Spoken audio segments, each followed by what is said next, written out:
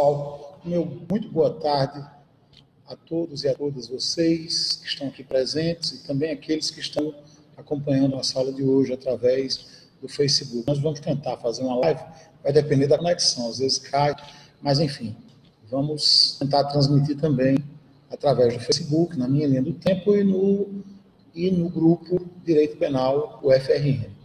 Certo, gente?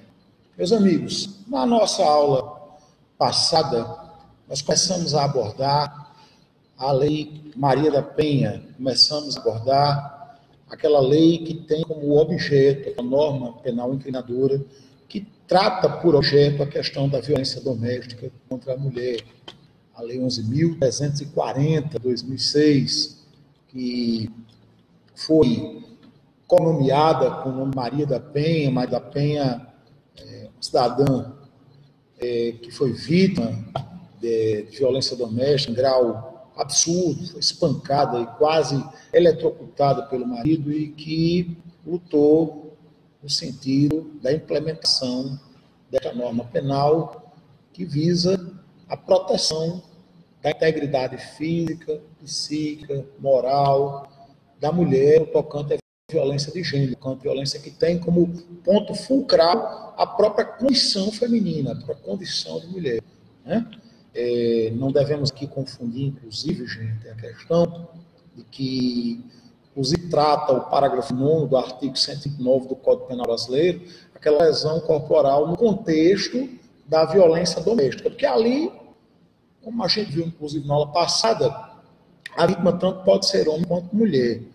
A Lei 11.340, a Lei Maria da Penha, ela traz um direcionamento mais rigoroso, um disciplinamento mais contundente no afã de tentar minorar, tentar diminuir a desigualdade de gênero, a violência contra a mulher, infelizmente, tão comum em nossa sociedade, em que pese todos os avanços que a sociedade brasileira experimentou ao longo, sobretudo, das últimas décadas, nós percebemos que a violência doméstica e familiar, especialmente aquela praticada em detrimento do indivíduo do gênero do sexo feminino, né?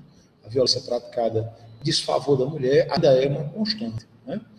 Na aula passada, nós vislumbramos inicialmente o que vem a ser a violência doméstica e familiar, né? Quais são as características, que inclusive são referenciadas pela própria Lei 11.340, que trata realmente dessa questão da violência doméstica e familiar, que muitas vezes, inclusive, vem a provocar lesão corporal de natureza grave, ou sofrimento físico, sexual, psicológico, moral, ou mesmo a morte da mulher, né? Na aula passada, nós também vislumbramos que essa violência doméstica, familiar, constitui em grave violação aos direitos da pessoa humana, né? Vimos também o entendimento jurisprudencial acerca da Lei Maria da Penha, que aborda, inclusive com o entendimento do STJ, que não há necessidade de que o agressor trate-se de um homem. O STJ decidiu que a Lei Maria da Penha pode ser aplicada quando o sujeito ativo do crime venha a ser uma mulher, desde que haja esse contexto da violência de gênero.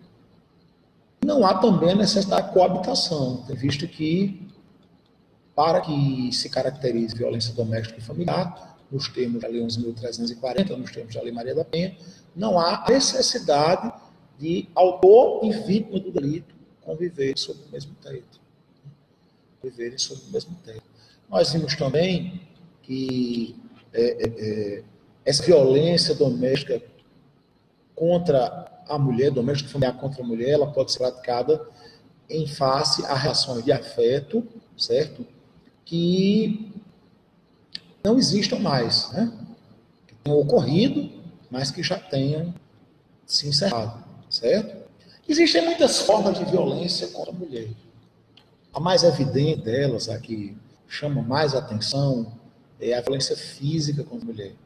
É a mais comum, a mais, infelizmente, corriqueira, né, que, infelizmente, se apresenta de forma mais frequente. A Lei Maria da Penha trata, inclusive, dessas formas de violência contra a mulher em um rol meramente exemplificativo, um rol que não é taxativo, permite a existência de outras formas de violência doméstica e familiar praticadas em detrimento da mulher, certo? No tocante à violência física, o que significa, dentro desse contexto da violência doméstica e familiar praticada em desfavor da mulher, a violência física? A violência física é aquela que atenta contra a integridade física, contra a incolumidade física ou contra a saúde da mulher, certo? Nos termos da Lei 11.340, considera-se como sendo violência física contra a mulher qualquer espécie de agressão que lesione a integridade física e a saúde corporal do ente do sexo feminino, certo? Mas existem outras formas de violência contra a mulher. Uma delas, inclusive referenciada pela Lei 11.340, dentro desse rol meramente exemplificativo, é a violência de cunho psicológico, aquela violência que atenta contra o emocional, que provoca grave perturbação, que provoca dano emocional, provoca diminuição na autoestima da mulher, o que venha a proporcionar algum abalo ao seu pleno desenvolvimento como pessoa, como ser humano, como cidadão, certo? É aquela violência que visa a degradação moral, que visa ao controle das ações, comportamentos, crenças, decisões, mediante a imposição de situações humilhantes, vexatórias, situações de ameaça, de isolamento, de manipulação, de vigilância constante, de perseguição quanto mais, de insulto, de chantagem, de ridicularização, de exploração, de cerceamento da liberdade individual no sentido da limitação do direito de vir da mulher, ou de qualquer outro meio que proporcione abalo emocional, que provoque dano de natureza psicológica, afligindo a autodeterminação da mulher, afligindo a sua capacidade de autodiscernimento, afligindo a sua saúde e a sua integridade psicológica, a sua saúde, não a saúde corporal. A saúde corporal há o dano, a violência física, né? A violência psicológica atinge a saúde emocional da mulher, causando-lhe grave perturbação em razão da prática desse tipo de violência. Ainda, pessoal, a violência de cunho sexual. A violência de cunho sexual, ela encontra-se intrinsecamente relacionada à questão da liberdade sexual, do direito da mulher dispor livremente de seu corpo, dispor livremente da sua sexualidade, podendo, com quem melhor lhe aprover, ou da maneira que melhor lhe aprover, praticar, exercitar conduta de natureza sexual. A liberdade que é cerceada pela violência sexual é a liberdade de autodeterminação no tocante à liberdade sexual, certo? Se na violência de cunho psicológico existe o cerceamento, a liberdade de autodeterminação, a liberdade de crença, a liberdade de comportamento, a liberdade de ir e vir, certo? Provocando grave dano psicológico ao ente do sexo feminino, provocando a mulher abalo em seu emocional. Aqui, no tocante à violência sexual, nós temos o cerceamento à liberdade sexual, né? Podendo, inclusive, resultar na prática de diversos delitos, em especial o crime de estupro, em especial o crime previsto lá no artigo 213 do nosso Código Penal. A violência sexual, portanto, vem a ser qualquer conduta que constranja a mulher a manter, participar, presenciar de ato sexual, não necessariamente o coito vagínico, não necessariamente a conjunção carnal, mas qualquer outro ato de natureza sexual, mediante controle, ameaça, intimidação, coação, uso de violência física ou de ameaça, certo?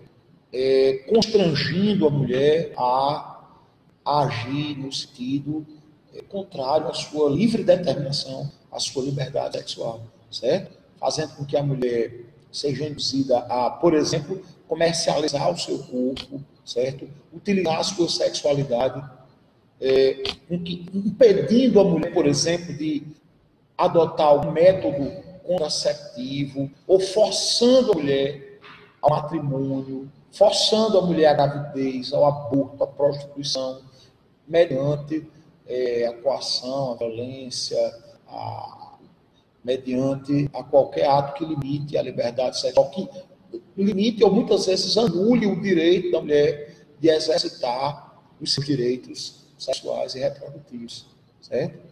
Essa é outra forma de violência praticada em detrimento da mulher e que vem a ser objeto dessa norma penal pertinente à legislação penal extravagante, que vem a ser a 11.340 de Maria da Penha.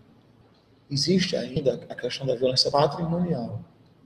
Na violência patrimonial, o agente pratica uma conduta tendente a privar ou a limitar a mulher do exercício de bem dispor do seu patrimônio, certo? É aquela violência que configura-se como sendo a subtração de um bem pertencente ao patrimônio da mulher, a destruição parcial ou total do patrimônio como todo, ou de algum bem pertencente ao patrimônio da mulher. A retenção, certo? A retenção criminosa de bens pertencentes à mulher, de instrumentos de trabalho, documentos pessoais, bens, valores e objetos de qualquer natureza que tenham um conteúdo econômico, né? Importando na privação dos direitos patrimoniais que a mulher eventualmente possua, certo? Nós temos também a violência de natureza moral. A violência de natureza moral, o que vem a ser ofendido a honra da mulher, a honra subjetiva e objetiva da mulher, certo? Através da prática dos crimes contra a honra, que são, como todos vocês sabem, os delitos de calúnia, difamação e injúria. Os crimes, a calúnia e a difamação, praticados em detrimento da honra objetiva, da reputação da mulher, e o crime de injúria praticado em desfavor da honra subjetiva da mulher, da autoestima da mulher, certo? Qualquer conduta tendente à prática desses ilícitos em desfavor da mulher figura como sendo uma violência de natureza moral, certo? Pessoal, uma dúvida? Gente, esgotada essa parte inicial da nossa aula acerca das formas de violência que podem ser infligidas à mulher, passemos, meus amigos e minhas amigas, a questão da assistência à mulher em situação de violência doméstica e familiar.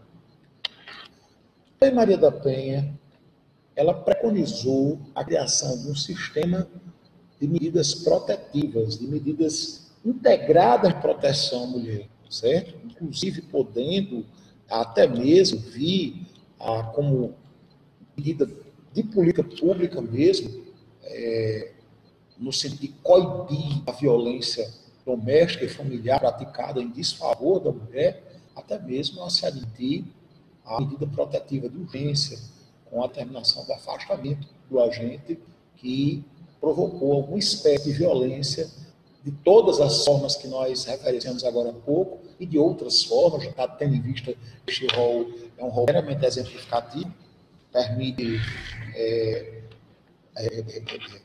permite que se vislumbre outras formas realmente de violência contra a mulher, certo? Devendo haver uma política integrada de proteção à mulher.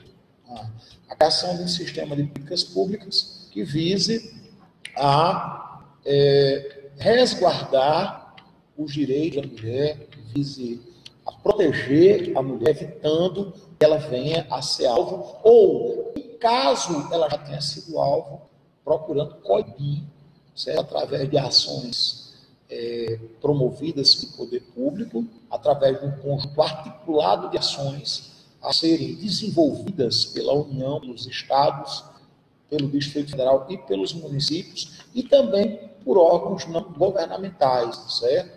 Tendo esse sistema integrado de medidas de proteção, as seguintes diretrizes. Primeiramente, esse sistema integrado de medidas de proteção vislumbra a questão da integração operacional do Poder Judiciário com o Ministério Público e os órgãos da Defensoria Pública, da Segurança Pública, certo? Também com medidas de caráter assistencial, medidas relacionadas à saúde, à educação, ao trabalho e à habitação, certo? É importante também salientar outra diretriz desse sistema de medidas integradas de proteção, a necessidade de implementação de atendimento policial especializado para as mulheres, em particular na delegacia de atendimento à mulher, que não foram obra da Lei Maria da Penha, certo? Mas que tiveram o seu trabalho reforçado, a sua importância, o seu relevo, salientado por essa Lei 11.340, pela Lei Maria da Penha, certo? Outra diretriz, outro aspecto que nós poderíamos referenciar vem ser a criação de um sistema de prevenção, no sentido da promoção e da realização de campanhas educativas que visem a coibir, que visem a prevenir, melhor dizendo, a violência doméstica e familiar praticada em desfavor da mulher, certo? Voltadas tanto ao público escolar quanto à sociedade em geral, certo? Difundindo os termos da Lei Maria da Penha, os instrumentos de proteção dos quais podem se valer as mulheres, certo? Na defesa dos seus direitos, que vêm a ser direitos de natureza essencialmente constitucional e direitos atrelados, associados aos direitos humanos, tendo em vista a condição humana da mulher. Quando se fala em direitos das mulheres, nós estamos falando essencialmente de direitos humanos, a defesa dos direitos humanos, em especial aquelas pessoas, aquelas cidadãs que se veem vítimas de sistemáticas e reiteradas condutas criminosas, importando essas condutas em graves violações aos seus direitos, em graves demonstrações de violência contra a mulher. Outra diretriz sobre o qual esse sistema integrado de medidas de proteção deve estar alicerçado é a questão do preparo, treinamento, certo, dos órgãos da administração pública, no sentido da capacitação permanente das polícias civil, militar, da Guarda Municipal, do Corpo de Bombeiros e dos profissionais pertencentes aos órgãos do Judiciário, do Ministério Público, da Defensoria Pública, do Sistema de Assistência Social, Saúde e Educação, tocante a se capacitar permanentemente esse pessoal para as questões de gênero, de raça e etnia, no caso específico da Lei Maria da Penha, a questão da violência de gênero. Né? E não se enganem que essa violência de gênero muitas vezes vem associada à violência étnica, à violência racial. E a mulher negra, se a mulher, de modo geral, é amplamente discriminada pela nossa sociedade, ainda inclusive com disparidades no tocante ao mercado de trabalho, muitas vezes a profissional mulher trabalhando mais e ganhando menos, que dirá a mulher afrodescendente, que dirá a mulher negra, em especial a moradora de comunidades carentes, a moradora de favela, de comunidades despojadas, muitas vezes, dos seus mais parcos e míseros haveres. Muitas vezes nós temos a dupla violência. A mulher é aviltada pela sua condição de mulher, é aviltada por ser negra. E a prova maior disso, a prova maior dessa discriminação, é a presença quase que inexistente de mulheres negras no parlamento brasileiro. País majoritariamente feminino, a maioria da população brasileira é constituída por mulheres, e um país majoritariamente afrodescendente. A maioria dos brasileiros e brasileiras tratam-se de cidadãos de origem africana, tratam-se de negros ou mestiços. A maioria esmagadora do povo brasileiro ou é negro ou é mestiço. E nós temos, infelizmente, apesar de sermos um país de maioria negra e maioria feminina, ainda a presença constante de elementos discriminatórios que se traduzem na pouca representatividade desses grupos, desses segmentos da sociedade, majoritários, inclusive, não há nem que se fale em minorias, né? Porque aqui nós estamos falando da maioria. A maioria que, infelizmente, não tem acesso a políticas públicas inclusivas e efetivem aquilo que a Constituição Federal reza, o princípio da igualdade, o princípio da isonomia, que é uma premissa basilar e fundamental da Constituição Federal, uma premissa essencial à própria existência do Estado Democrático de Direito, a igualdade entre todos. Entre essas outras diretrizes, que nós estamos referindo, que devem ser enfatizadas por esse sistema de medidas de proteção, sistema de medidas integrativas ou integradas de proteção, nós temos a questão da promoção de programas educacionais que disseminem o respeito à pessoa humana, o respeito à dignidade do ser humano, a dignidade da pessoa humana, uma perspectiva de gênero, de raça e de etnia. Né? É importante que se faça presente nos currículos, em especial no ensino médio, no ensino fundamental, em todos os níveis de ensino, mas em especial no ensino médio e no ensino fundamental, conteúdos ligados à questão dos direitos humanos, à questão da equidade de gênero, certo? A igualdade de todos para a lei. É um ponto fundamental em nossas normas constitucionais, a igualdade para todos, certo? E também que se referencie de forma destacada nos currículos escolares a questão da luta, não só contra a desigualdade de gênero, mas também contra a violência doméstica e familiar contra a mulher, certo? Infelizmente, há uma constante na sociedade brasileira. Outro ponto, gente, esgotado aqui, a gente falou dessas diretrizes enfatizadas por esse sistema de medidas integradas de proteção à mulher, criado pela Lei Maria da Penha, mas houve outro instituto de fundamental importância que foi introduzido por essa Lei 11.340/2006, a Lei Maria da Penha, né? A questão dos juizados da violência doméstica e familiar contra a mulher. O que são esses juizados? Os juizados de violência doméstica e familiar contra a mulher são órgãos do Poder Judicial do Estado, são órgãos da justiça ordinária, certo? Com competência civil e criminal. As pessoas se equivocam achando que só é tratado matéria de ordem penal, mas não. Tanto em competência civil e criminal, que poderão ser criados pela União, pelos Estados, pelo Distrito Federal, né? No sentido do processamento e julgamento de ações que estejam relacionadas à prática da violência doméstica e familiar contra a mulher, certo? Esses juizados especiais, juizados da violência doméstica e familiar contra a mulher, muitas vezes eles não são estruturados. Há comarcas que não têm ainda essa estruturação desses órgãos. E eles, na ausência dessa estruturação dos juizados da violência doméstica e familiar contra a mulher, as varas criminais, certo? Elas acumularão a competência para conhecer e julgar as ações decorrentes da prática de violência doméstica e familiar contra a mulher, certo? No caso da ausência desse juizado, certo?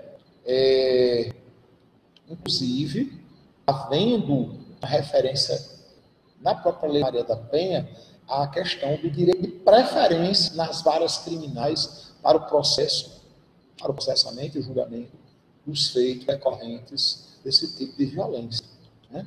Muita gente, eu disse isso na aula passada, se equivoca achando que a Lei Maria da Penha ela fere o princípio da isonomia, certo? Por criar uma situação peculiar para a mulher. Muito pelo contrário. Ela visa suprir a natural desigualdade, a vida dos gêneros. A desigualdade sob uma perspectiva histórica, sob uma perspectiva econômica, sob uma perspectiva social. Isso se falar na perspectiva física, que essa aí eu nem falo, entendeu? Porque a desigualdade, as pessoas equivocadamente supõem que é uma desigualdade de natureza física, porque o homem é mais forte que a mulher. Não. A desigualdade econômica, a desigualdade histórica, a desigualdade social. A mulher, naturalmente, infelizmente, né? É triste a gente dizer que isso não é natural, claro. Né? Mas, assim, historicamente, a mulher sempre foi marginalizada, sempre foi vitimizada, entendeu? Inclusive, sendo muitas vezes alvo de políticas discriminatórias oficiais do Estado.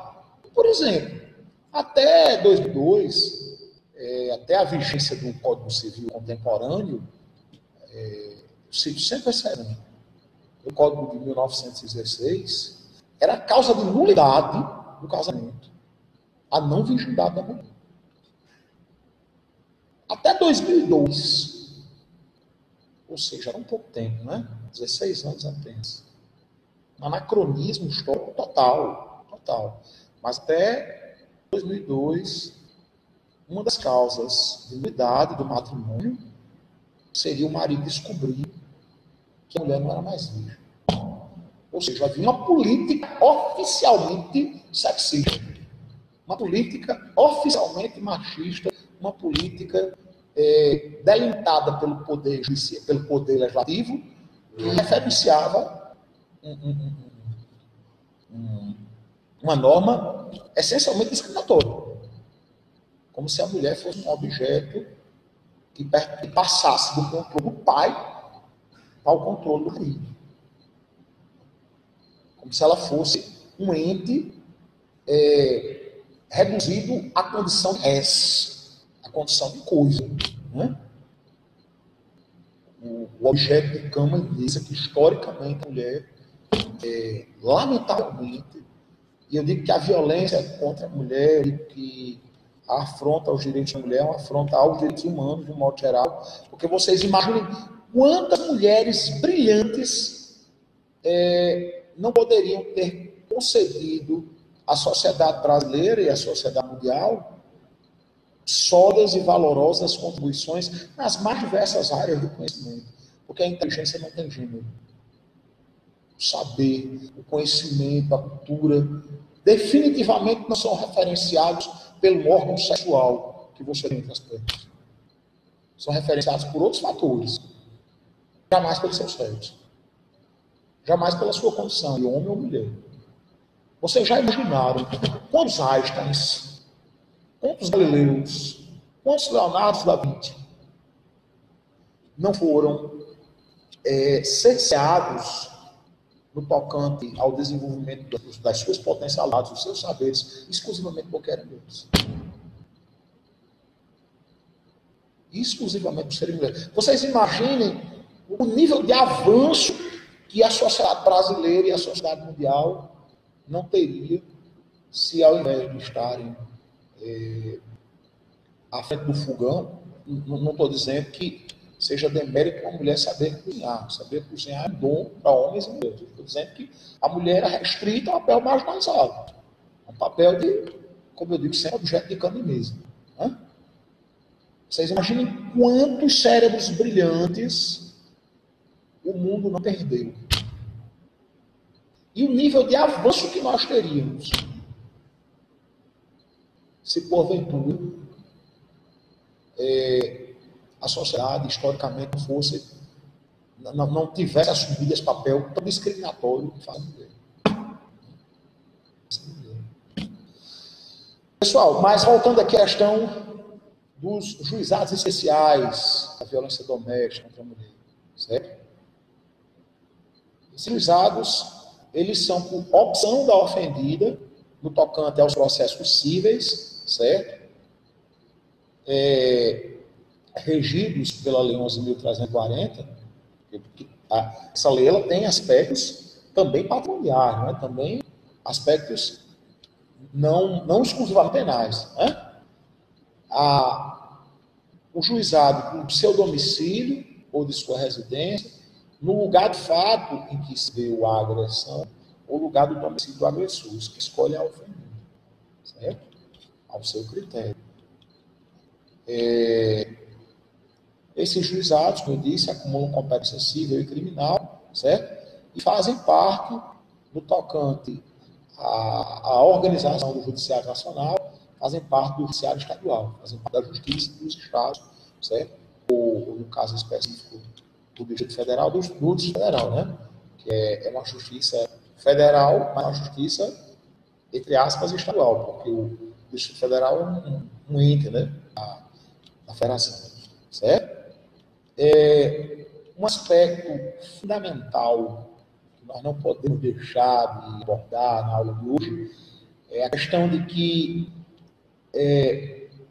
nas infrações penais, certo? Praticadas dentro do contexto da violência doméstica e familiar contra a mulher, não vigoram, certo? Independentemente da sanção penal prevista, certo?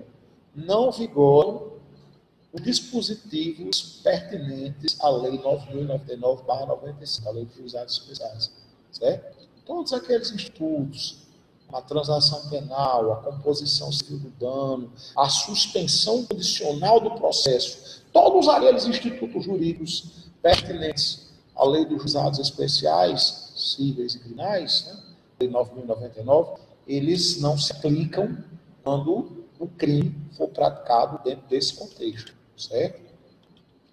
É um aspecto de fundamental importância da lei trazida pela Lei Maria da Penha, trazida por essa lei 11.340 de 2006, certo? Gente, a Lei Maria da Penha trata também da criação e manutenção de equipes multidisciplinares, certo? Os juizados especiais da violência doméstica e familiar contra a mulher, que vierem a ser criados, eles podem, pela Justiça dos Estados, eles podem contar com uma equipe de atendimento multidisciplinar.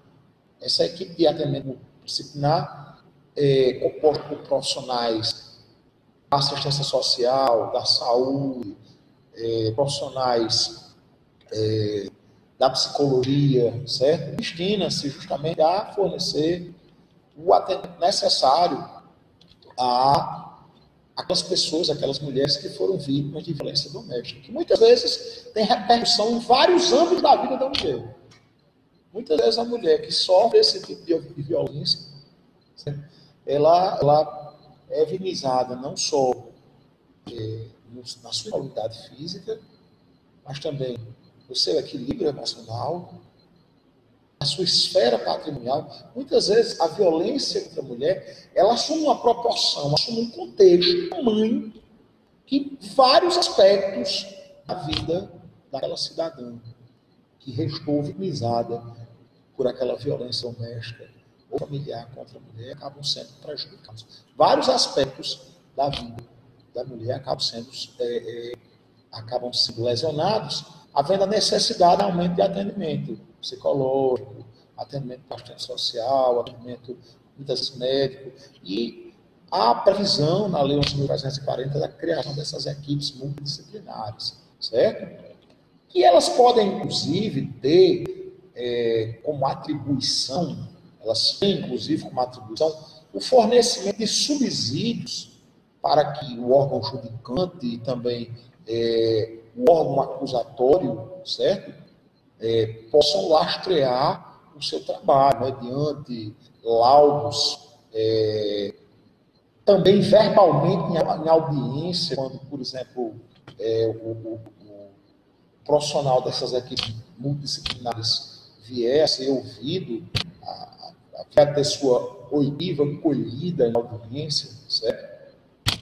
E também outra atribuição que se pode referenciar como sendo da competência dessas equipes multidisciplinares vem a ser a questão do desenvolvimento de trabalhos de prevenção, encaminhamento de outras medidas voltadas para a defesa da ofendida, né, de violência, e também voltadas no sentido da formação, da orientação do agressor e dos familiares, em especial as crianças e os adolescentes. A violência praticada contra uma mulher, sobretudo contra uma mãe, ela é uma violência contra a família. Daí o artigo 226 da Constituição Federal falar dessa questão da criação de políticas públicas que visam a defesa da família. Pela própria complexidade da problemática, certo? Muitas vezes, essa equipe multidisciplinar, ela pode, inclusive, fornecer o suporte, o encaminhamento, por exemplo, para órgãos especializados que venham a desenvolver ações no sentido da proteção, no sentido da defesa dos direitos dessas mulheres e de seus familiares. Como, por exemplo, órgãos que acham o desenvolvimento de políticas públicas voltadas à reparação pelos traumas sofridos, tanto no tocante aos traumas de ordem física, como, em especial, os de ordem moral, os de ordem emocional, certo? O papel do Ministério Público, o papel do Ministério Público no tocante a esses crimes relacionados à violência doméstica contra a mulher é fundamental, no sentido de que o Ministério Público, ele, como titular da pretensão punitiva do Estado, ente acusatório em caráter privativo, certo? Ele deve funcionar no sentido de promover as ações penais públicas decorrentes da violência doméstica e familiar contra a mulher, certo? Cabendo ao Ministério Público, sem prejuízo de eventuais outras atribuições, certo? Inclusive, requisitar a força policial na defesa da mulher vitimizada por esse tipo de crime. E também requisitar outros serviços públicos, como serviços relacionados à saúde, à educação, à ciência social, que visem a tentar sanar essa situação, sobretudo em circunstâncias emergenciais, que muitas vezes a mulher se encontra desalojada de sua casa, muitas vezes com filhos, sabe? E o Ministério Público tem o condão de atuar nesse sentido, certo? Dentro de suas atribuições funcionais, certo? O Ministério Público também tem a atribuição no tocante a esse tipo de delito, a missão de fiscalizar os estabelecimentos públicos e particulares de atendimento à mulher em situação de violência doméstica e familiar, certo? Adotando as medidas administrativas e judiciais cabíveis tocante a quaisquer irregularidades eventualmente encontradas nesses órgãos. O Ministério Público também tem a função institucional de cadastrar os casos de violência doméstica e familiar contra a mulher, que servem, inclusive, para futuramente desenvolver-se políticas públicas que visem a coibir esse tipo de violência, certo? A questão da assistência à mulher no âmbito da Lei 11.340. A assistência à mulher em situação de violência doméstica e familiar, ela deverá ser prestada levando em consideração as diretrizes traçadas por esse sistema integrado de proteção, certo? E podendo haver a criação desse tipo de ação, tanto de forma articulada, anterior, certo? Baseando a ação dos órgãos responsáveis, em especial o Ministério Público, não só o Ministério Público, na criação de um conjunto de medidas que visem a prevenir, visem a combater esse tipo de violência, e também em situações emergenciais, certo?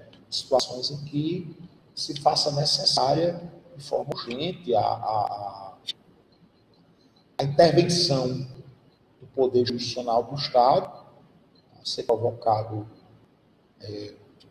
não só pelo Ministério Público, mas pela sociedade, de modo geral, no sentido de assegurar a mulher que se encontra em situação de violência doméstica e familiar, para, inclusive, preservar, muitas vezes, não só a sua imunidade física, moral, psíquica, mas a própria vida. Muitas vezes, quando há a determinação de uma medida protetiva de urgência, isso pode importar na sobrevivência ou não daquela mulher, certo? Concedendo-se à mulher a medida protetiva de urgência no sentido do afastamento, da determinação do afastamento do agente que praticou essa conduta, que vem praticando essa conduta, visando preservar-lhe a vida, a integridade física, a integridade moral, e também outras medidas não tão conhecidas, mas que podem ser determinadas pelo Estado juiz, como, por exemplo, a remoção da servidora pública que se encontre em situação de violência doméstica, certo? Que precisa, muitas vezes, sair do local onde trabalha, sair do município onde se encontra, para não ser, muitas vezes, morta pelos seus companheiros. Né? A justiça pode também determinar a manutenção do vínculo trabalhista quando necessário o afastamento do local do trabalho, a funcionária, a trabalhadora seletista, certo? Precise ser determinada, que precise ter determinado o seu afastamento daquele local para proteger a integridade. A justiça pode determinar a manutenção do vínculo trabalhista. A questão de proteção da vida daquela mulher vitimizada por esse tipo de violência. Né? A Lei Maria da Penha, ela também assegura a mulher em situação de violência doméstica, que se encontra vitimizada por este tipo de ofensa aos seus direitos, o acesso prioritário a serviços de contracepção de emergência, certo? Por exemplo, a mulher que foi violentada sexualmente, certo? Ela, em caráter prioritário, possui o direito a ter acesso a medidas contraceptivas de urgência e também a medida de combate, de profilaxia emergencial de doenças sexualmente transmissíveis, certo? Muitas vezes a mulher que é vitimizada por esse tipo de violência, das mais torpes, sabe, das mais nefastas, ela se encontra também no risco de uma gravidez indesejada, ou no risco de vir a ser contaminada por doenças sexualmente transmissíveis ou pela própria, ou pela própria síndrome de imunodeficiência adquirida, né, da AIDS. Engraçado, porque aqui no Brasil nós falamos AIDS, né? Como nos países de língua inglesa, né? Que é a sigla para Acquired Immunodeficiency Syndrome. Em Portugal, nos demais países de língua portuguesa, na Espanha e nos demais países de língua espanhola, se fala SIDA. A síndrome de imunodeficiência adquirida. Porque como nós somos americanizados, né? Infelizmente, nós somos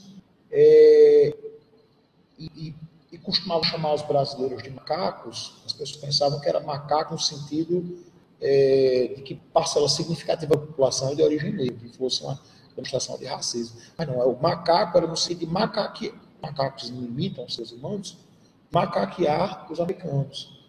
Infelizmente, nós somos.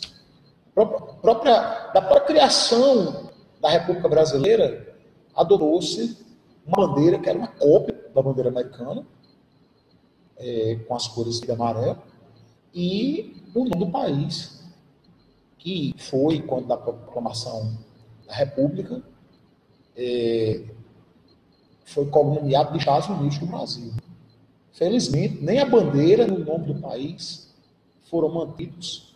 Acho que devem ter havido algumas vozes sensatas entre os republicanos que não permitiram esse macaqueamento, né? Assim, essa cópia mal feita dos nossos irmãos do norte, né? É uma cópia mal feita dos Yankees, dos norte-americanos. Né? Interessante, porque todos os países de língua portuguesa falam SIDA, só nós falamos AIDS. E muitas vezes a mulher, quando é vitimizada por esse tipo de violência, ela fica na iminência de desenvolver uma doença sexual transmissível ou de ser infectada pelo vírus da AIDS, ou de engravidar de um ato de violência. Um ato de violência extrema, violência contra a liberdade sexual, que certamente lhe renderá consequências as mais malévolas, as mais malfazejas ao longo de toda a sua vida. Consequências de ordem física, emocional, sexual, consequências de todos os âmbitos.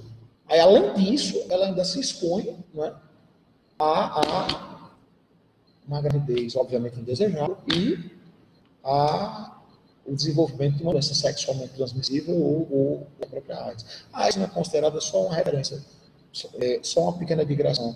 Não é considerada doença sexualmente transmissível porque o contato sexual não é o único meio, né, de contágio dessa síndrome, dessa doença tão terrível, né, que pese os avanços da medicina e da ciência farmacológica, ainda um triste, cruel flagelo que comprometerá a vida da pessoa infectada para todo sempre. Hoje nós temos, inclusive conversava um dia desses com um amigo meu que é dentista e trabalha no Hospital Giseu Trigueiro e que trabalha justamente com esse público.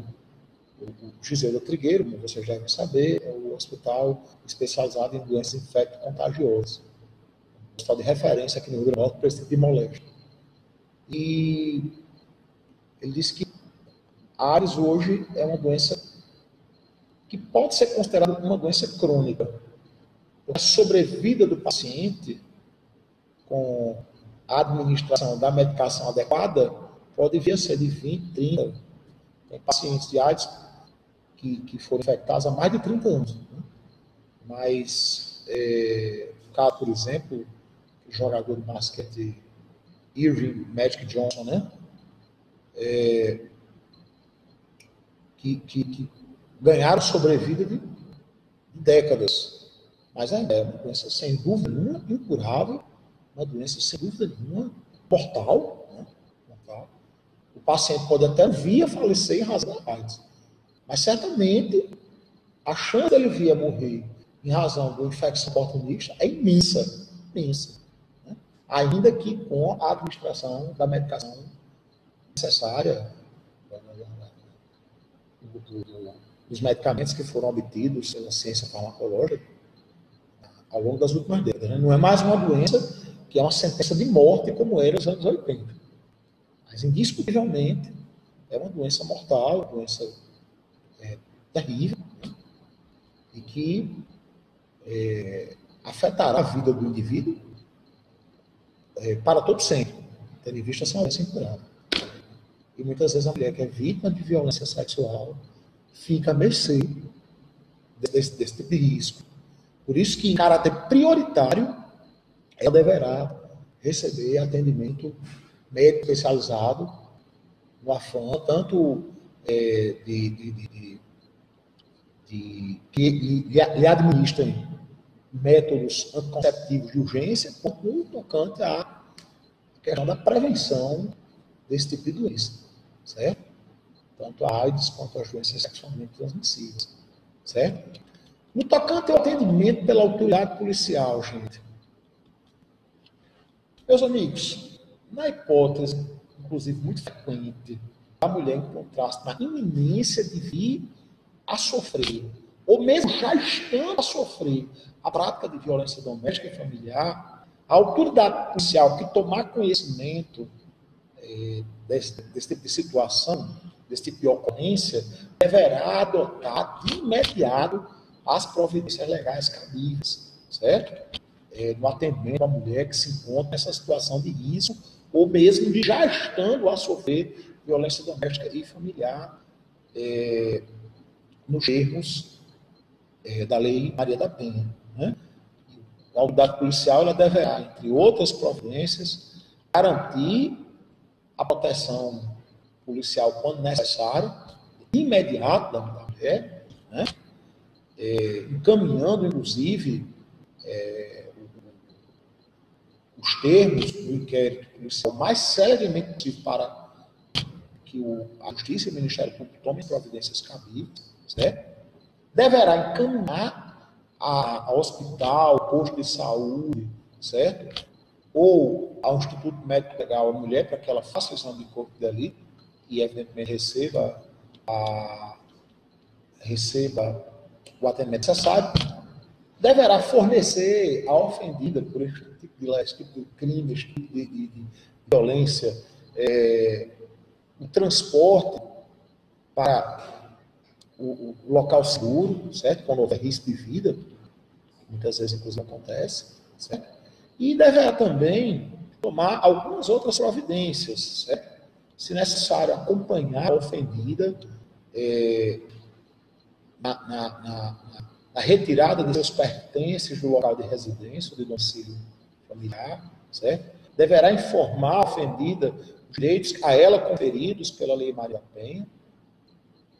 Deverá, finalmente, tomar de ofício as medidas necessárias a se coibir esse tipo de situação, inclusive com a possibilidade mesmo de prisão flagrante do agente que vier praticando esse tipo de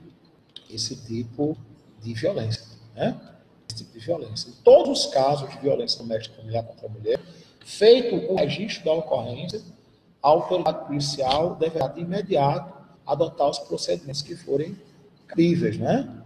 Deverá, primeiramente, ouvir a ofendida, lavrar o boletim de ocorrência e abrir, através de portaria, o inquérito policial. Deverá colher todas as provas que servirem para o esclarecimento do fato e de suas circunstâncias e remeter, no prazo de 48 horas, ao juízo competente, no caso, se houver juizado da violência doméstica contra a mulher para o referido órgão, certo? Do pedido de concessão das medidas protetivas de urgência, né?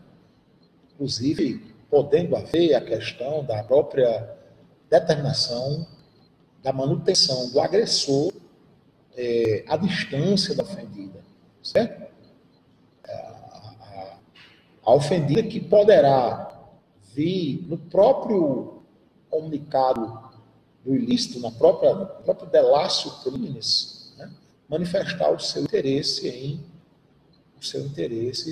em promover a representação contra o agressor, certo? Pessoal, alguma dúvida, gente, acerca desses dispositivos constantes na Lei 11.340, na Lei Maria da Penha? Então, meus amigos, se não há nenhuma dúvida, eu vou dar por encerrada a aula de hoje, me despedindo de todos vocês, com os meus fraternos agradecimentos e os meus desejos de um ótimo final de tarde e uma ótima noite a todos os que assistiram a nossa aula pessoalmente ou que acompanharam através da live, que não caiu milagrosamente. Não vou nem falar pelo Facebook. Certo, pessoal? Amanhã nos encontramos para mais uma aula da disciplina Legislação Penal Extravagante. Fiquem todos com Deus e até a próxima aula.